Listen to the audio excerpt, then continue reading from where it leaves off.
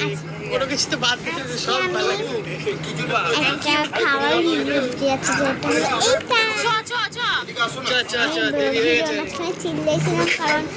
Morning everyone. তো সবাই কেমন আছো? আশা করি খুব ভালো আছো। আজকে আবারও একটা নতুন ভিডিও নিয়ে চলে এসেছি তোমাদের সামনে। আজকে আবারও দাদা দিদির সাথে বেরিয়ে বললাম তোমাদের জন্য এই রুমে যাচ্ছি আমরা সবাই মিলে। আর সেই বান্ধবীটার বাড়িটা অনেক দূর, মানে কি বলবো, সেই মানে পূর্ণবর থেকে গোটাকা প্রায় 80 কিলোমিটার দূর। সেই কারণের জন্য আমরা সবাই গাড়ি করে যাচ্ছি আজকে। খুব মজা এনজয় হচ্ছে। আর দিদিকে দেখতে পাচ্ছ, দিদি আর রিলস বানাচ্ছে রীতিমতো। আর এদেরকে কোথাও নিয়ে যেতে নেই, রিলস বানাতে থাকে, কোনো আর কাজ নেই গাড়িতে বসে। আর তোমরা যদি এই গানটা বুঝতে পারো যে কি গানে করছে রিলসটা, তবে অবশ্যই কমেন্ট করো। আর আমাদের সবার টিসাপটা কেমন লাগছে অবশ্যই কিন্তু কমেন্ট করতে বলুন। আজ অনেকদিন পর বেরিয়ে পড়েছি আমরা ঘুরতে।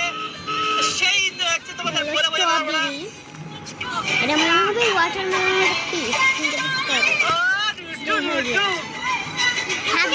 খেতে পারবো না যে কোনো এটা হলো ইন্ডিয়ার খাবার, মানে কি বলবো, এত ইন্টারেস্ট তোমাদের বলে চকলেট। এটা তোমরা আরো সাপোর্ট করো, এইভাবে আমরা আরো ইন্ডিয়ান চকলেট। প্রায় 4 ঘন্টা পরে আমরা দেবজানি দিদি বাড়িতে চলে এসেছি। আর পূর্ণবর থেকে খবরটাকে অনেকটাই দূর, প্রায় 80 কিলোমিটার, তাই অনেকটা আসতে কষ্ট হয়ে গেছে আমাদের। তাই জন্য দিদিভাই এখন আইসক্রিম কিনছে। ওই দাবা আইসক্রিম দাঁড়িয়েছে, দাদাকে বলছে সেখানে যে আমি এটা পাইছি। তো প্রথমে সেই আমরা সবাই অনেক দিয়ে আইসক্রিম, ঠিক আছে? তোমার বোনকে বলেছিলে যে মোমো খাওয়াবে, সেটা খাওয়ালে না।